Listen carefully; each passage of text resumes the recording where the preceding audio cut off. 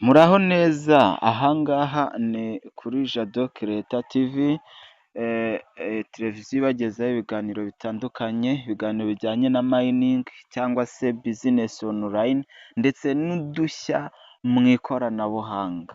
Aha rero turi muri EFSN mayiningi imaze iminsi iri guterendinga, kubera ko iyi mayiningi ni ukuyimayininga unayiryamo ibiceri, kubikura ugejeje amadolari 11 akabikurika akakugeraho neza cyane. Uyu mushinga rero ni umushinga mwiza, umushinga uri gutanga icyizere, ni umushinga rero twitezemo byinshi kandi byiza. Noneho iyo ugize amahirwe ukaba uzi gutumira, ni umushinga rwose utanga amafaranga. Hakaba hari na cekingi ya buri munsi, uko ucekinze winjiyemo buri munsi nabwo ukagenda winjiza. Ngira ngo murabona hano muri dashibodi yabo hari kugenda hacamo amatangazo atandukanye agaragaza ko EFSN igiye kujya kuri egisicenja, ikaba yajya ku isoko nayo ikagurishwa nk'izindi koyini zose ku ma egisicenji. Aha rero muri iyi EFSN dufitemo bigi anawusimenti, dufitemo itangazo rikomeye cyane rijyanye na EFSN nk'uko natangiye mbibabwira. Ni ukuvuga ngo rero tugiye kureba akantu ku kandi ku bijyanye n'iri tangazo. Iri tangazo rero mbere y'uko turigira icyo turivugaho, abashya kuri iyi Jado Kireta TV bakora sabusikarayibu, bagakora sheya, nimba ino videwo hari ikiri bugufashe ugakora layike ndetse ugashyiraho komenti. Ni inkunga ikomeye muraba muduhaye, ni inkunga ifite aho iri butuvane n'aho iri butugeze, kugeza ubwo dushobora no kujya dusohora amashusho agaragara neza, videwo zigaragara neza, isura igaragara, ndetse n'imishinga tukaba twayikoraho neza, tukabagezaho ibiganiro bimeze neza. Kugira ngo bikunde rero ni ugukora sabusikarayibu, ugakora sheya, ugakora layike ndetse na komenti, kugira ngo ibintu bikomeze bigende neza cyane. Just here we have a big announcement, ngiye kurisoma mu cyongereza, nindangiza ngerageze no kurisobanura mu kinyarwanda kugira ngo buri wese yibonemo, yaba wumva icyongereza yaba wumva ikinyarwanda bose bibone. Big announcement phrase EFS token to launch ahead of schedule. Big exclusive final airdrop round for platform users, expected listing gain up to 1000%. Don't miss out. Originally scheduled for December 2025, the score phrase EFS token of the platform is now set to launch in October 2025. To thank all our supporters, EFSN is launching the large pre-listing airdrop over both new and existing users can claim 20 free EFSN tokens by completing simple task. This is last airdrop before listing. Don't miss your chance. Airdrop reward 23 EFSN tokens, distribution date October 1st, 2025. All rewards sent at once. To claim your airdrop, complete the following 3 tasks. You all required needed Invited task, invite 5 new users between August 1st September 30, 2025. Only invited during the event period are referred.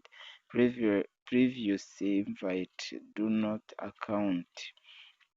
Social media flow task for all three official social media channels, like you have to bind your account like Telegram, Twitter, WhatsApp, and uh, their check-in task. Check-in for at least 40 days during the 60 days event period. Once all tasks are completed, 21st EFSN tokens will be distributed on October 1st. Just now, you have to register, and this fits still active for 40 days daily check-in. Then you will receive the following welcome package. Then a two freeze EFC token, credible, instantly Rabi, redeemable for USDT. Withdraw their hold as low as 11 USDT.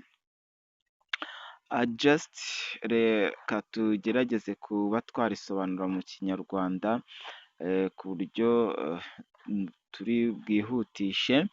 Ndagira ngo ino videwo ibe ngufiya mu buryo bushoboka, ariko nanone nkwifuriza kuyireba ukayirangiza, kubera ko nibwo uri bubashe gusobanukirwa n'uyu mushinga, ukamenyaho byinshi, kandi ukaba wagira icyo ukora ndetse ukakigeraho muri uyu mushinga. Iri ni itangazo rero twahawe na Kowa Freeze EFSN token. Ni umushinga watanze amafaranga menshi umayiningwa, daily check-in ya buri munsi, ndetse no kuba watumira byose, no kujoyininga social medias zabo, official social medias, ubundi ukarisivinga token zabo. Batangamo token zitandukanye, USDT, batangamo bonds, batangamo n'izindi zitandukanye, kandi zagwira amadolari 11 ukaba wahita uyabikura nawe ukayakira ukayarya, cyangwa se ukagira ikintu nawe wabasha kugira ute kuyaguramo. Aha rero muri iyi mayiningi nziza cyane, reka dukomeze n'itangazo. Iri ni itangazo rero rivuga kuri event yatanzwe n'iyi Kowa EFSN, ivuga ku bijyanye na launch. Iriho launch yo mu kwa cumi ku itariki ya mbere, akaba ari nabwo bazatanga igihembo nyamukuru ku muntu wajoyininze ino EFSN, ariko akanakora task eshatu. Task ya mbere akaba ari ugutumira abantu 5 bakiyandikisha muri ino EFSN, barangiza kwiyandikisha bagakora daily check-in. Ubwo ni ukwinjiramo buri munsi ugakanda kuri sign in, ndetse ugakora task ya kabiri ijyanye no kujoyininga zino social media, WhatsApp, Twitter ndetse na Telegram.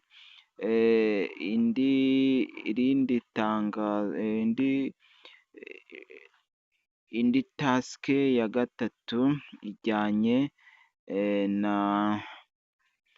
no gutumira, icyo cyo nakivuze, kujoyininga social medias ndetse no gukora daily check-in. Nizo task eshatu zose bakeneye, gutumira abantu batanu rero ni ikintu gitoya cyane, ni ikintu kidasaba ibintu bihambaye, ni ukubinjizamo gusa, kwiyandikisha uciye kuri linki yabo muri iyi videwo, muri disikiribusheni ndetse no muri komenti ndi bwandikemo iyi linki ya EFSN, nawe ubashe kuzabona amafaranga avuye muri uyu mushinga, kandi bari kuvuga ko ino EFSN izasohokera ku mafaranga menshi, amafaranga ahambaye, ndetse izindi koyini zishobora no kuba zitarigeze zisohokeraho, kubera ko ni koyini iri gutanga icyizere gihambaye.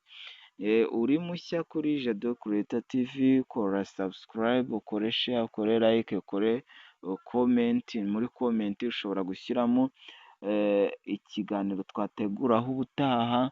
Ndabakunda cyane, mukomeze kugubwa neza, Imana ibarinde, ikomeze kubahaza uburame, murakoze.